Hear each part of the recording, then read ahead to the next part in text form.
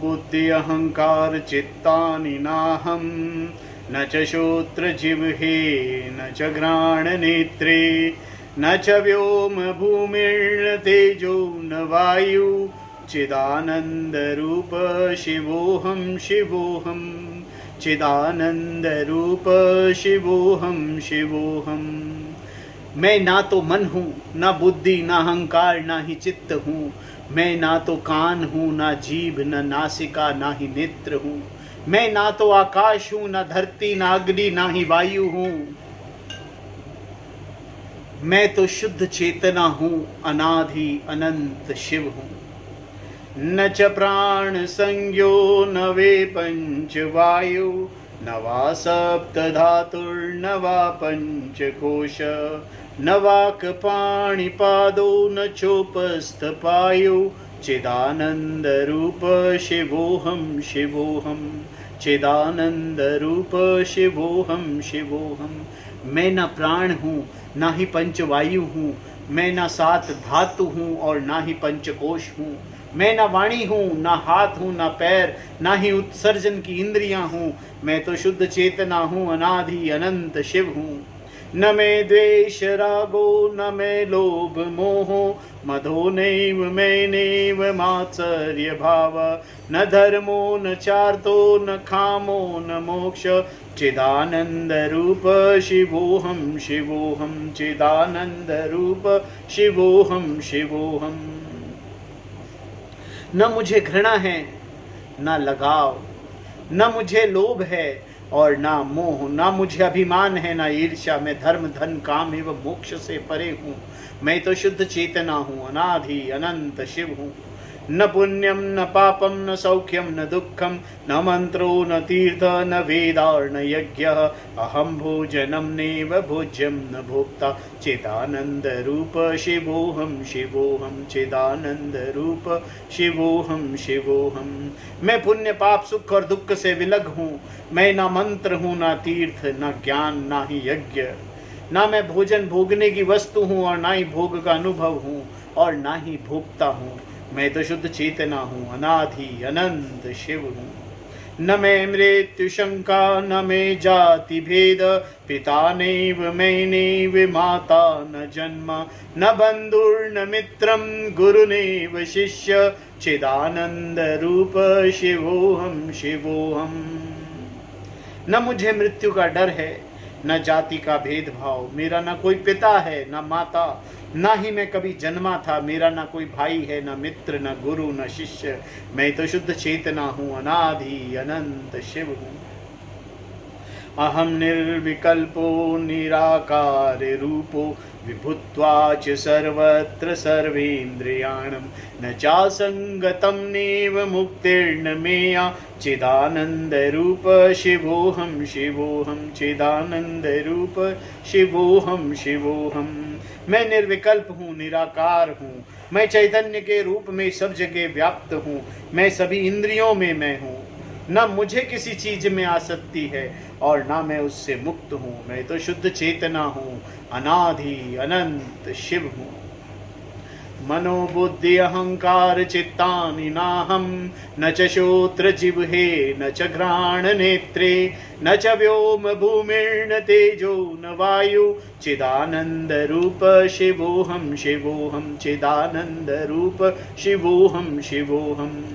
न च प्राण संज्ञो न वे पंच वायु न वा सप्त धातुर्न वा पंचकोश न वाक् पाणिपादो न चोपस्थ पायु चिदानंद रूप शिवोहम शिवोहम चिदानंद रूप शिवोहम शिवोहम। न मैं द्वेष रागो न मैं लोभ मोहो मधो नैव मैं नैव मात्सर्य भाव न धर्मो न चार्थो न कामो न मोक्ष चिदानंद रूप शिवोहम शिवोहम चिदानंद रूप शिवोहम शिवोहम।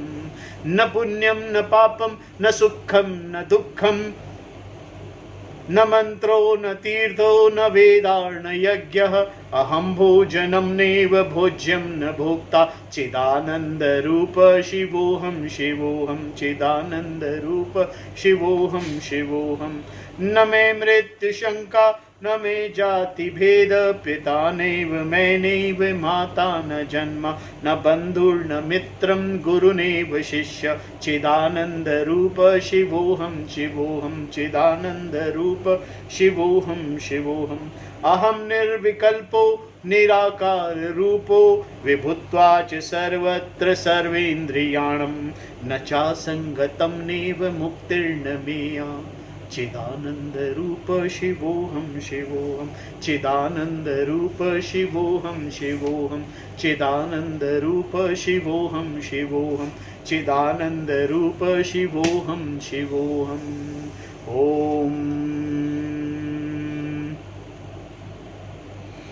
ओम भूर्भुवः स्वः तत्सवितुर्वरेण्यं भर्गो देवस्य धीमहि धियो यो नः प्रचोदयात्।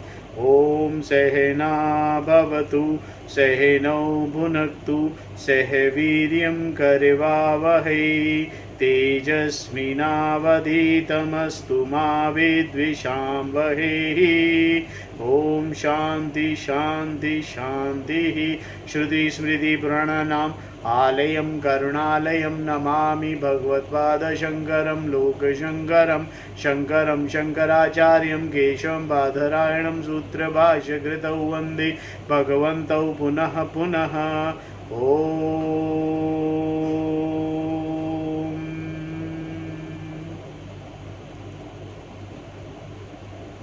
ओम त्वमेव माता च पिता त्वमेव त्वमेव बन्धुश्च सखा त्वमेव त्वमेव विद्या द्रविणं त्वमेव त्वमेव सर्वं मम देव देव। ओम शिव शंकर भोलेनाथ कैलाशपति महाराज की जय। श्री कृष्ण शरणं मम श्री कृष्ण शरणं मम श्री कृष्ण शरणं मम श्री कृष्ण शरणं मम श्री कृष्ण शरणं मम। देव ऋषि नारद भगवान की जय। श्री सूत जी महाराज की जय। शौनक आदि ऋषियों की जय। महर्षि व्यास जी भगवान की जय। शुक्रदेव भगवान की जय। श्री शंकराचार्य भगवान की जय। स्वामी चिन्मयानंद भगवान की जय। स्वामी दयानंद भगवान की जय। स्वामी प्रबुद्धानंद भगवान की जय। स्वामी शुद्धानंद भगवान की जय। साध्वी आनंद ज्योति जी की जय। माता पिता की जय। सभी गुरु देवताओं की जय। सभी गुरु देवताओं की जय। श्री कृष्ण गोविंद हरे मुरारी हे नाथ नारायण वासुदेवा। श्री कृष्ण गोविंद हरे मुरारी हे नाथ नारायण वासुदेवा। श्री कृष्ण गोविंद हरे मुरारी हे नाथ नारायण वासुदेवा। नंद घर आनंद भयो जय हो नंदलाल की जय हो नंदलाल की। हाथी घोड़ा पाल की जय हो नंदलाल की जय हो नंदलाल की। श्रीमद् भागवत कथा चतुर्थ स्कंद और 23वां अध्याय पर आज जन्माष्टमी है। 12 अगस्त 2020 आज जन्माष्टमी का दिन। इसीलिए आप सबको जन्माष्टमी की हार्दिक शुभकामनाएं। भगवान के जन्मदिन की शुभकामनाएं। जन्मदिन भगवान का और शुभकामनाएं आपको। पर शुभकामनाएं आपको ही दी जा सकती हैं और मुझको दी जा सकती हैं, क्योंकि ये भगवान ज्ञान है, नॉलेज, ट्रुथ, सत्य। जो सत्य है वो ईश्वर है। ईश्वर का जन्म नहीं होता। ईश्वर तो है कि जो है उसका जन्म ना क्या।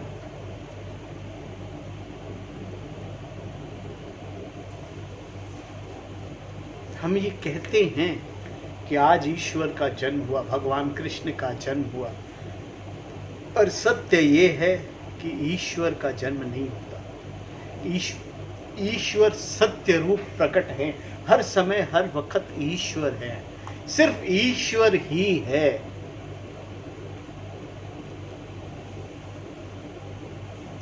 उस ईश्वर में रूप जन्मते और मरते हैं। ईश्वर में, सृष्टि में, ईश्वर ही सृष्टि है। ईश्वर में अनेकों रूप,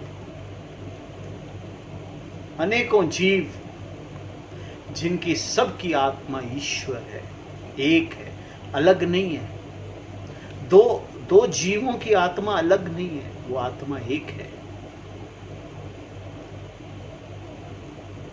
इस एकत्व को पहचानना ज्ञान है, और उस ज्ञान का आज जन्म है। जिस दिन ये ज्ञान हो जाए उस दिन जन्माष्टमी।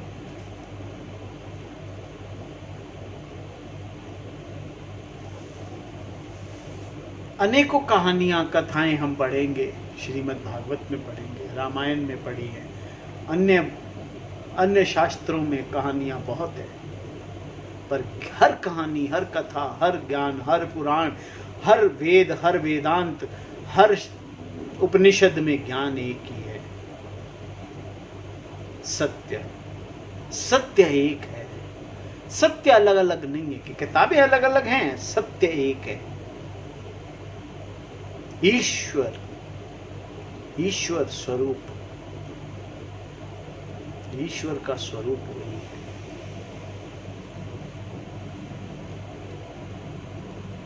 ईश्वर अलग नहीं है।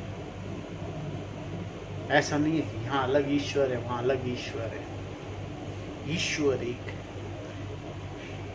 ईश्वर एक होने का मतलब जीव भी ईश्वर के साथ एक ही है, दूसरा कुछ है ही नहीं।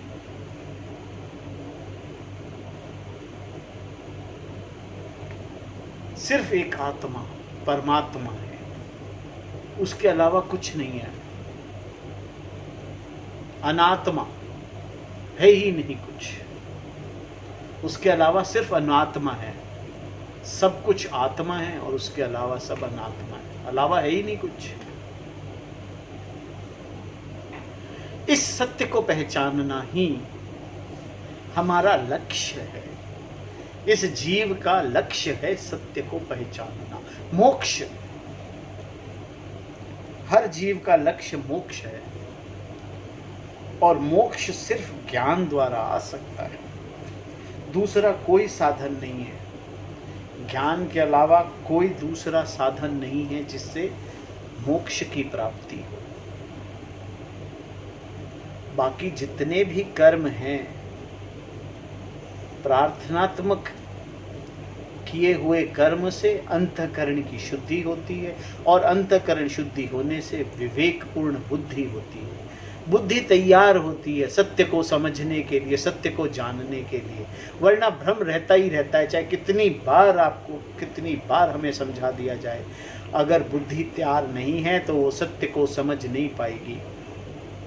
मान तो लेगी, हाँ जी आप बिल्कुल सही कह रहे हो, किताब में बिल्कुल सच लिखा है, सत्य लिखा है कि आत्मा और परमात्मा एक है, सत्य है, ये बात मान ली। आत्मा ही परमात्मा है, यही मान लिया। जाना नहीं, ये जानना है, और इसको जानने के लिए बुद्धि का परिपक्व का मतलब है तैयार होना। बुद्धि का तैयार होना जरूरी है। देखिए, वोकैबुलरी माने शब्दों का जो माया जाल है ना, वो बहुत फैलाया जा सकता है। बड़े बड़े ज्ञानी लोग भयंकर शब्दों का इस्तेमाल करते हैं।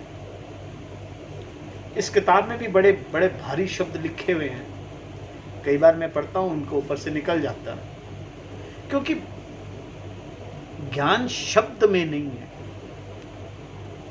शब्द सिर्फ साधन है ज्ञान का। अगर मैं शब्द को समझ ही नहीं पाऊंगा तो ज्ञान कैसे होगा? मैं अगर भाषा को समझ ही नहीं पाऊंगा तो ज्ञान कैसे होगा? मैं चाहे यहाँ संस्कृत लिखी हो, चाहे संस्कृत समझ में, अगर मुझे संस्कृत समझ में ही नहीं आएगी तो ज्ञान कैसे होगा? ज्ञान के लिए सरल भाषा, सरल शब्दावली जो हमें समझ में आए, ऐसी शब्दावली के साथ अगर ज्ञान पढ़ाया जाए तो बुद्धि धीरे धीरे विवेकता की तरफ अग्रसित का मतलब आगे बढ़ती है, अग्रसित होती है। भारी भरकम शब्दों की जरूरत है, सरल शब्दों से। भगवान का तो सुंदर नाम राम, इससे सरल और क्या होगा बोलने में?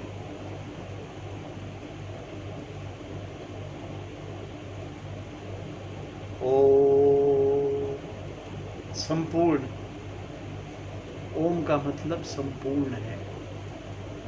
ओम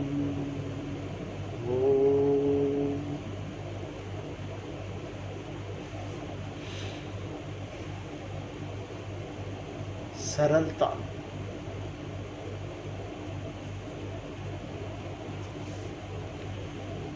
ज्ञान देने वाले को तत्वदर्शी होना चाहिए। तत्वदर्शी का मतलब जिसे तत्व का ज्ञान हो, तत्व माने ब्रह्म का ज्ञान हो, जिसने आत्मा और परमात्मा के एकाकार को समझ लिया हो, मान लिया हो, समझ लिया हो।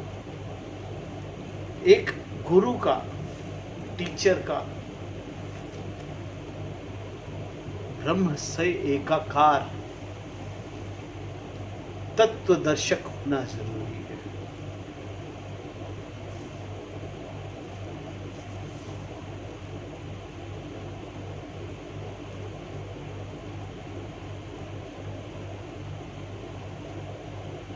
क्योंकि शास्त्र के जो लॉजिक, ग्रामर, व्याकरण और बाकी सब चीजों को समझाने वाले बहुत हैं, व्याकरण समझाने वाले बहुत हैं, शब्दावली समझाने वाले बहुत हैं। बड़े भारी भरकम शब्दों के साथ शब्दावली है लोगों के पास, और व्याकरण तो कहना ही क्या। ओहो,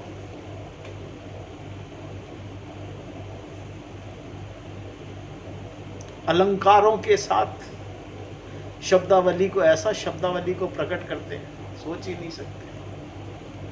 खो जाते हैं उनकी शब्दावली के अलंकारों के साथ खो जाते हैं। अलंकार माने सुंदर सुंदर शब्द। अलंकार होता है ना, श्री रामचंद्र कृपाल भज मन हरण भव भय दारुणम, सब समान रूप शब्द अलंकार।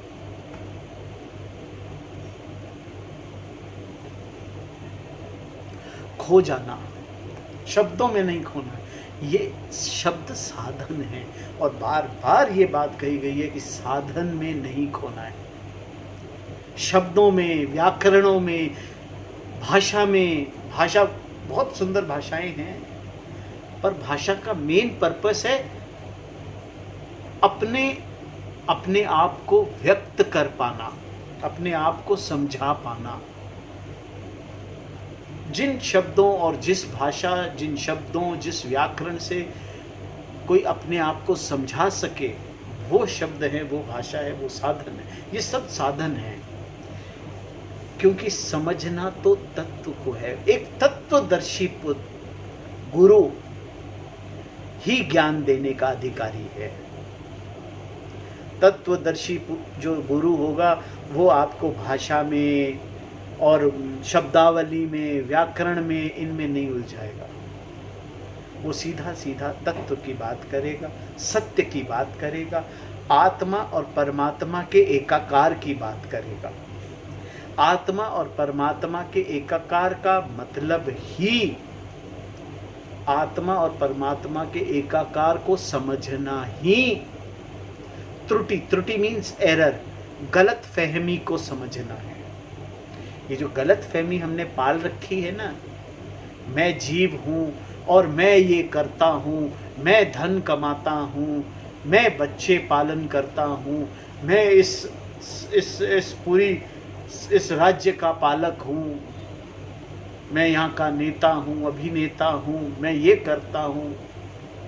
ये जो मैं है, इस मैं को परमात्मा से एकाकार करना ही ज्ञान है और वही सुख है। मैं होकर मेरापन, ये सब सृष्टि, संपूर्ण सृष्टि भी आपकी हो जाए तो भी सुख नहीं है। संपूर्ण सृष्टि का राज, संपूर्ण सृष्टि का भोग, संपूर्ण सृष्टि का धन, संपूर्ण सृष्टि का ऐश्वर्य भी मिल जाए तो सुख नहीं है, संपूर्ण सुख नहीं है, क्योंकि संपूर्ण सुख पूर्णता में है और पूर्ण सिर्फ परमात्मा है और वो परमात्मा मैं हूं, ये जानना।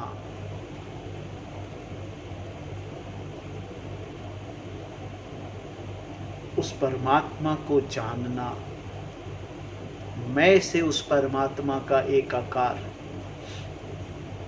जन्माष्टमी के दिन हर जिसने एकाकार किया है, जिसने परमात्मा के साथ एकाकार पाया, जो ये समझने का प्रयास भी कर रहा है, उन सब का जन्मदिन आज हो गया। अलग जन्मदिन की जरूरत नहीं, ज्ञान ही जन्म है।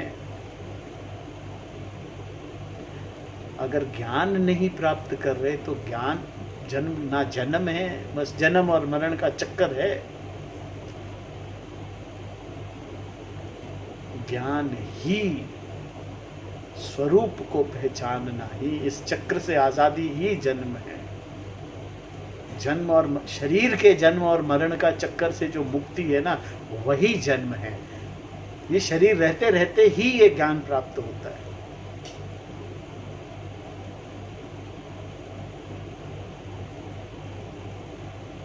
आत्मा के परमात्मा का एकाकार,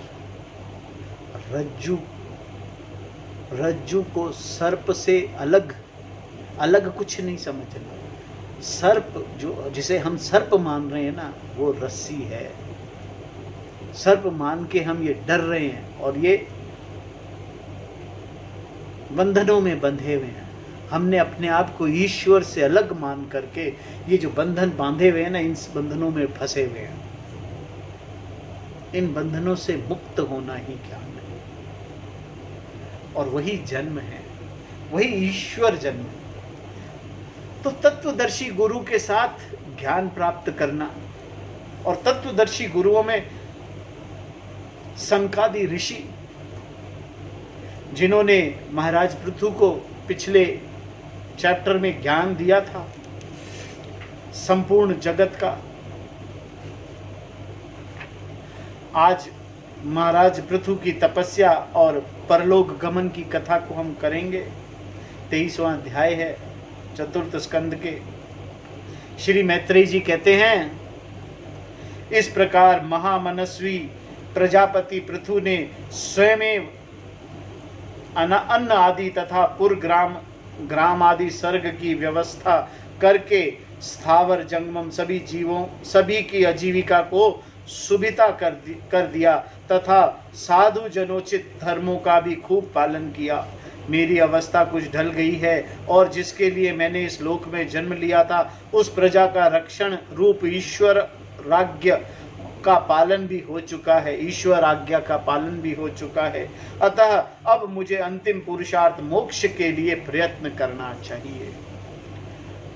अपनी जितनी भी कर्म हैं, जितने भी कर्म राजा पृथु ने किए, वो एक जीव के जितने भी कर्म हैं, एक गृहस्थ के जितने भी कर्म हैं, उन्हें प्रार्थनात्मक तरीके से करते रहें।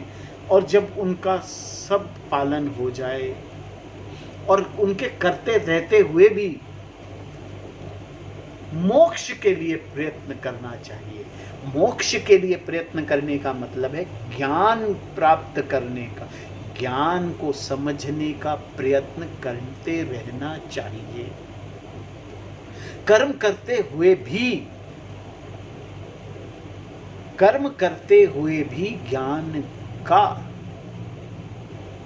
ज्ञान प्राप्ति का साधन, ज्ञान प्राप्त करते रहना चाहिए, प्रयत्न करते रहना चाहिए। यह सोचकर उन्होंने अपनी विरह में रोती हुई अपनी पुत्री रूपा पृथ्वी का भार पुत्रों को सौंप दिया और सारी प्रजा को बिलखाती छोड़कर वह अपनी पत्नी सहित अकेले ही तपोवन को चल दिए। वहां भी वे वानप्रस्थ आश्रम के नियम अनुसार उसी प्रकार कठोर तपस्या में लग गए जैसे पहले गृहस्थ आश्रम में अखंड व्रत पूर्वक पृथ्वी को विजय करने में लगे थे। और जब सारे के सारे कर्मों से निवृत्ति मिल जाए, अपने बच्चों का पालन कर दिया, उन्हें पाल पोस के बड़ा कर दिया। उलझो मत, बच्चों की शादियों में जो होना है वो हो रहा है और होता रहेगा। आप ज्ञान के एक अवस्था के बाद ज्ञान की तरफ, वानप्रस्थ आश्रम की, अपना आश्रम बदलना है। हमेशा एक आश्रम में रह नहीं सकते। एक समय के बाद वानप्रस्थ में चले ही जाना चाहिए। इसीलिए वानप्रस्थ आश्रम और किसी भी आश्रम में आयु का निर्धारण नहीं किया। इतने से इतने आयु तक विद्यार्थी रहना है, ब्रह्मचर्य आश्रम में रहना है, फिर गृहस्थ आश्रम में इतनी आयु से इतनी आयु तक रहना है, ऐसा कोई निश्चित नहीं है। जब तक ब्रह्मचारी रहना है तब तक जब विद्या प्राप्त करनी है तब ब्रह्मचारी रहना है। जब लौकिक कर्म करने हैं तब गृहस्थ में रहना है। जब लौकिक कर्मों से पूर्ण हो जाए, जब समझ में आ जाए तब पूर्ण है वो पूर्ण ऐसे पूर्ण नहीं होंगे कभी भी। 80 साल 100 साल 2000 साल की उम्र भी होगी तो भी लौकिक कर्म पूर्ण नहीं होंगे। लौकिक कर्मों के पूर्णता को समझना है। जब ये समझ में आ जाए तब पूर्ण हो गए। और उसके बाद वानप्रस्थ आश्रम एकांत में जो पढ़ा है, जो समझा है, वो आगे मनन करते रहना है। कुछ दिन तो उन्होंने कंद मूल फल खाकर बिताए, सूखे पत्ते खाकर रहे, कुछ काल तक सूखे पत्ते खाकर रहे, फिर कुछ पखावड़ों तक जल पर ही रहे और इसके बाद केवल वायु से ही निर्वाह करने लगे। वीरवर पृथु मुनि वृत्ति से रहते थे। गर्मियों में उन्होंने पंचअग्नियों का सेवन किया। वर्षा ऋतु में खुले मैदान में रहकर अपने शरीर पर जल की धाराएं सही और जाड़े में गले तक जल में खड़े रहे और प्रतिदिन मिट्टी की वेदी पर ही शयन करते थे। उन्होंने शीतोष्णादि सब प्रकार के द्वंद्वों को सहा तथा वाणी और मन का संयम करके ब्रह्मचर्य का पालन करते हुए प्राणों को अपने अधीन कर लिया। इस प्रकार श्री कृष्ण की आराधना करने के लिए उन्होंने उत्तम तप किया। इस कर्म से उनकी तपस्या बहुत पुष्ट हो गई और उसके प्रभाव से कर्ममल नष्ट हो जाने के कारण उनका चित्त सर्वदा शुद्ध हो गया। प्राणायामों के द्वारा मन और इंद्रियों को निरुद्ध हो जाने से उनका वासना जनित बंधन भी कट गया। तब भगवान सनत कुमार ने उन्हें जिस परम उत्कृष्ट अध्यात्म योग की शिक्षा दी थी उसी के अनुसार राजा पृथु पुरुषोत्तम श्री हरि की आराधना करने लगे। इस प्रकार भगवत परायण होकर श्रद्धा पूर्वक सदाचार का पालन करते हुए निरंतर साधना करने से पर ब्रह्म परमात्मा की उनकी अनन्य भक्ति हो गई। इस प्रकार भगवत उपासना से अंतःकरण शुद्ध सात्विक हो जाने पर निरंतर भगवत चिंतन के प्रभाव से प्राप्त हुई उस अनन्य भक्ति से उन्हें वैराग्य सहित ज्ञान की प्राप्ति हुई। ये समझना जरूरी है। क्या समझना जरूरी है? कि जितने भी उपासना के जितने भी रिचुअल्स हैं, जितने भी अभी ये जो प्राणायाम बताए हैं, प्राणायाम और जितने भी ये हैं, इनसे अंतःकरण शुद्ध होता है, बुद्धि विवेकता की ओर जाती है, क्योंकि आप अपने आप को अपने सारे के सारी कामनाओं को, इच्छाओं को, बुद्धि को कंट्रोल करते हैं। मन है ना, उसको कंट्रोल करते हैं, तो बुद्धि विवेक हो जाती है। जब बुद्धि विवेक होती है तो राग और द्वेष से मुक्त हो जाती है। उसे किसी चीज में ना तो किसी चीज का लगाव होता है और ना ही किसी चीज से द्वेष होता है। राग द्वेष मुक्त हो जाते, समझ से, फोर्सफुली नहीं, जबरदस्ती नहीं मुझे तो ये मैंने संन्यास ले लिया, अब मुझे इसकी ज़रूरत नहीं है। अजी आपने संन्यास ले लिया और आप कई दिनों तक तो कंट्रोल करोगे और थोड़े दिन बाद फिर वो आपको आकर्षित कर लेगी। आपको समझना है कि अब आपको इन इच्छाओं की, उन वासनाओं की ज़रूरत ही नहीं है। वो वासनाओं की कोई अहमियत ही नहीं है। ये समझ में आना, भगवान में भक्ति होनी चाहिए। भगवान में विश्वास का मतलब है शास्त्र में विश्वास होना चाहिए, गुरु में विश्वास होना चाहिए, टीचिंग में विश्वास होना चाहिए। और जब ये वैराग्य सही, जब इन सब चीज़ों से वैराग हो जाएगा तब ज्ञान होगा। और ज्ञान क्या है, अभी हमने डिस्कस किया था। ज्ञान है आत्मा का परमात्मा से एकाकार को समझना, सिर्फ ये ज्ञान है और इसके अलावा कुछ नहीं है। कहते रहेंगे बार बार, ये शब्दों में समझ में भी आ रहा है, लेकिन ये अभी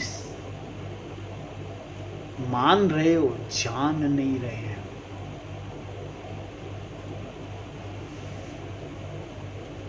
जब जान जाएंगे तब फिर बहुत कोई फर्क ऐसा कुछ नजर नहीं आएगा कि कोई चमत्कार हो जाएगा। ये जानना ही ज्ञान है।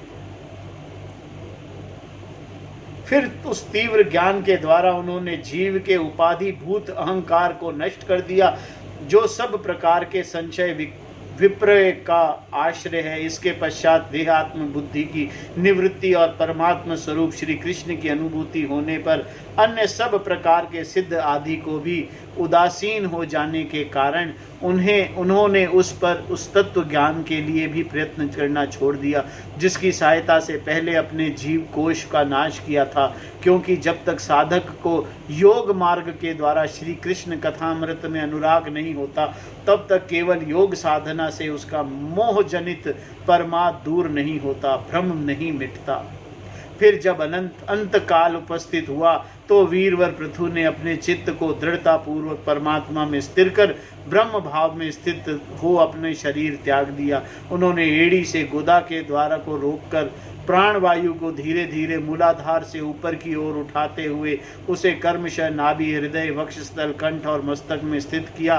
फिर उसे और ऊपर की ओर ले जाते हुए कर्मशः ब्रह्मरंध्र में स्थिर किया और उन्हें किसी प्रकार के सांसारिक भोग की लालसा न रही। फिर यथा साधन विभाग करके प्राण वायु को समष्टि वायु और पार्थिव शरीर को पृथ्वी में और शरीर के तेज को समष्टि तेज में लीन कर दिया। हृदय आकाश आदि देहवाच्छिन्न आकाश को महाकाश में और शरीरगत रुधिर आदि जलीय अंशों को समष्टि जल में लीन किया। इस प्रकार फिर पृथ्वी को जल में और जल को तेज में, तेज को वायु में और वायु को आकाश में लीन किया। तदंतर मन को स्वविकल्प ज्ञान में जिनके अधीन वह रहता है, उन इंद्रियों में और इंद्रियों को उन कारण रूप तन मात्राओं में और सूक्ष्मता भूत तन मात्राओं के कारण अहंकार के द्वारा आकाश, इंद्रिय और तन मात्राओं को उसी अहंकार में लीन कर अहंकार को महातत्व में लीन किया। फिर संपूर्ण गुणों से अभिव्यक्ति करने वाले उस महातत्व और मायोपाधिक जीव में स्थित किया। तदंतर उस माया रूप जीव की उपाधि को भी उन्होंने ज्ञान और वैराग्य के प्रभाव से अपने शुद्ध ब्रह्म स्वरूप स्थित होकर त्याग दिया। यहाँ त्याग का मतलब बड़ा क्लियर है। ज्ञान से शरीर अपने कर्म करता रहेगा। जब तक प्रारब्ध कर्म चलेंगे तब तक शरीर कर्म करता रहेगा। यहाँ त्यागने का मतलब है उन्हें ये समझ आ गया कि मैं अकर्ता हूँ, कर्म करते हुए भी मैं अकर्ता हूँ, मैं नहीं कर रहा हूँ। ये समझना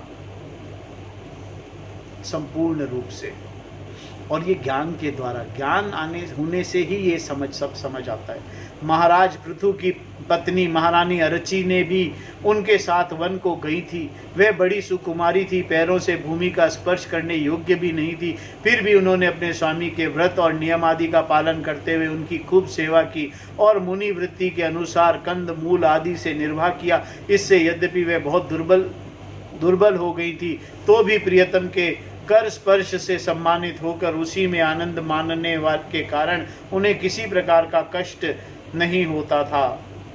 जब अब पृथ्वी के स्वामी और अपने प्रियतम महाराज पृथु की देह का जीवन के चेतन आदि सभी धर्मों से रहित देख उस सती ने कुछ देर विलाप किया, फिर पर्वत के ऊपर चिता बनाकर उसे उस चिता पर रख दिया।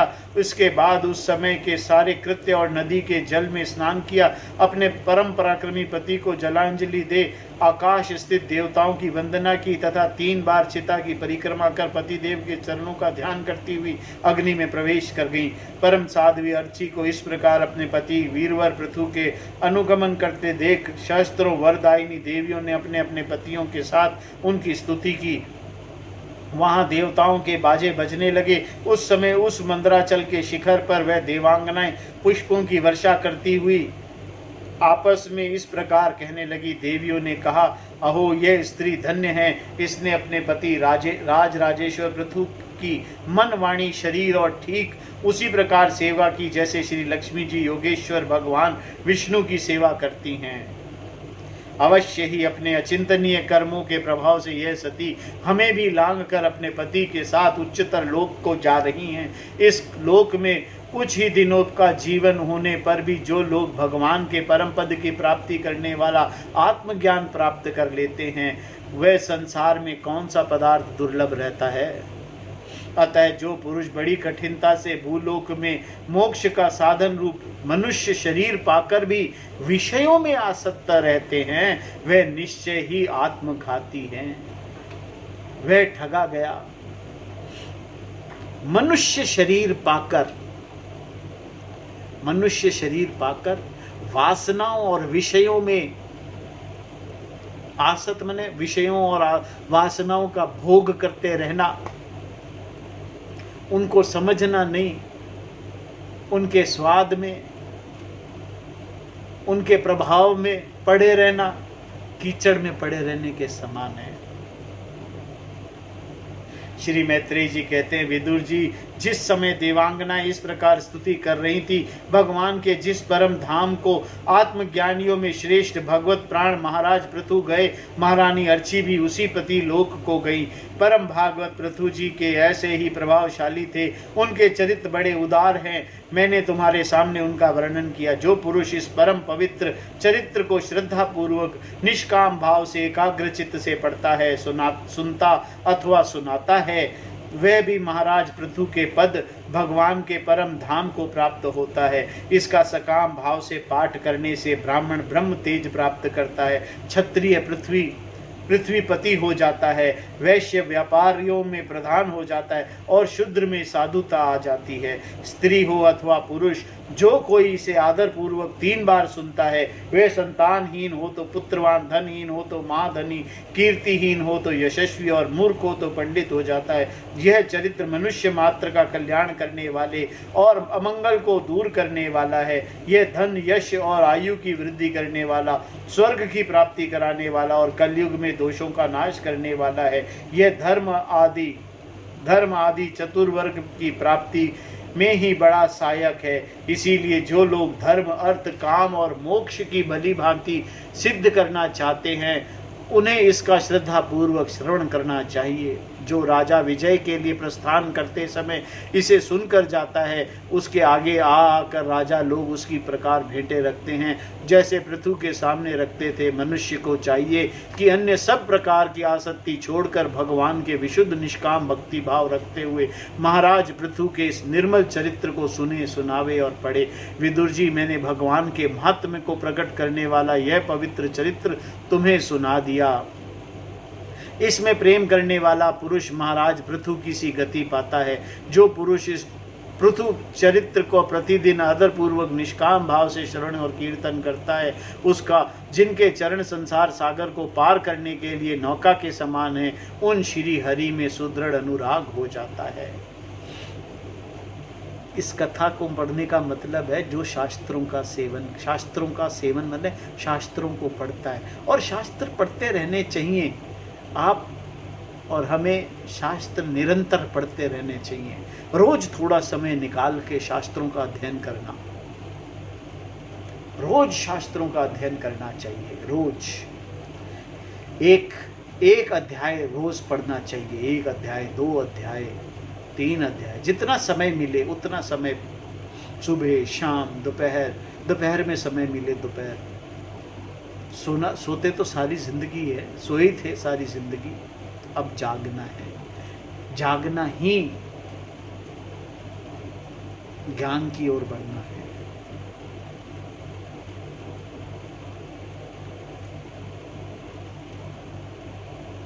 आजीवन सिर्फ विषयों और वासनाओं में खोए रहे हैं। विषयों और वासनाओं से आगे बढ़कर के ज्ञान की तरफ जाना ही धर्म है। बाकी सब कहने को धर्म है और सब कुछ अधर्म है। घर पालना धर्म है, लेकिन अधर्म है ज्ञान की दृष्टि से। ज्ञान दृष्टि से वो सब कर्म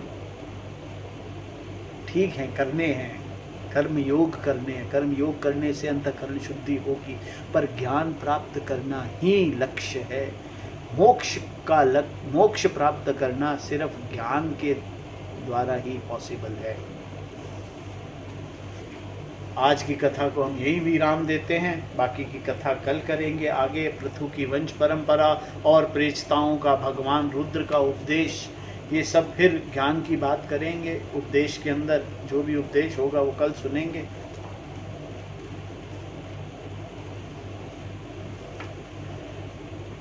तो आज भगवान का जन्मदिन मनाते हुए आप सब लोग पंजरी और अन्य गोंद की जो भी मिठाइयाँ बनाइए और भोग लगाइए, भगवान को प्रसन्न कीजिए और उनसे प्रार्थना कीजिए।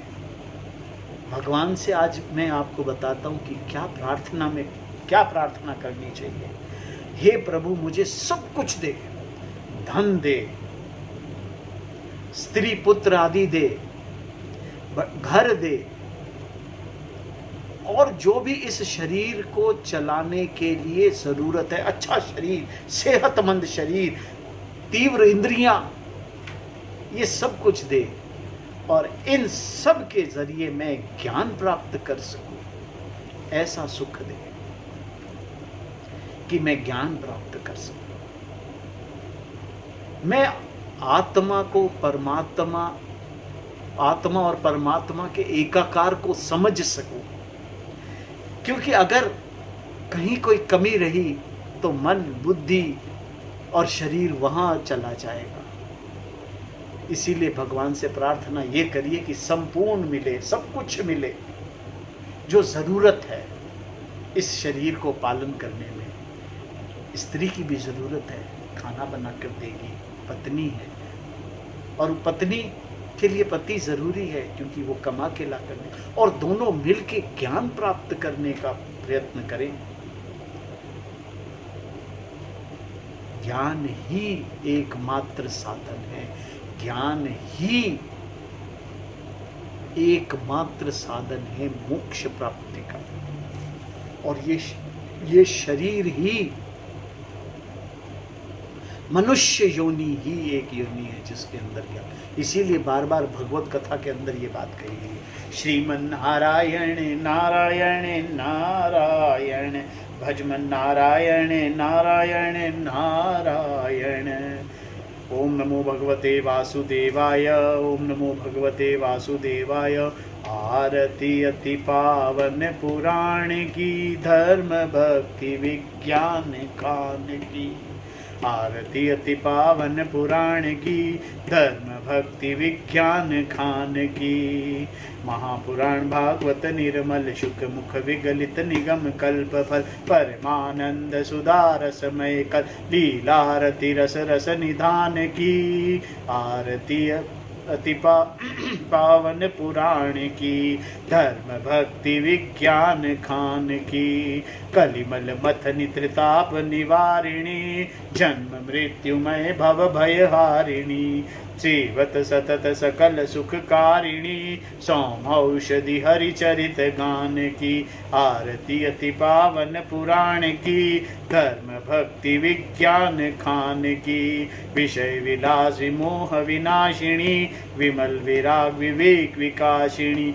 भगवत तत्व रहस्य प्रकाशिनी परम ज्योति परमात्म ज्ञान की। आरती अति पावन पुराण की धर्म भक्ति विज्ञान खान की।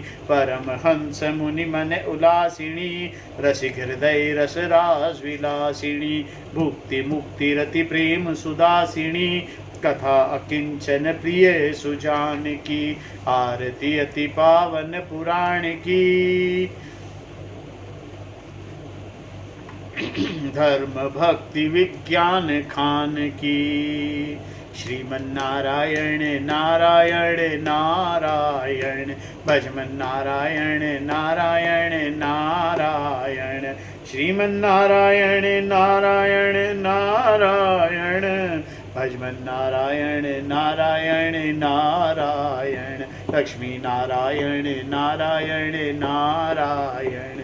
हरिहर नारायण नारायण नारायण भजमन नारायण नारायण नारायण। श्रीमन्नारायण नारायण नारायण। ओम नमो भगवते वासुदेवाय। ओम पूर्णमदः पूर्णमिदं पूर्णात् पूर्णमुदच्यते पूर्णस्य पूर्णमादाय पूर्णमेवावशिष्यते। ओम शांति शांति शांति। ओम नमो भगवते वासुदेवाय। ओम नमो भगवते वासुदेवाय।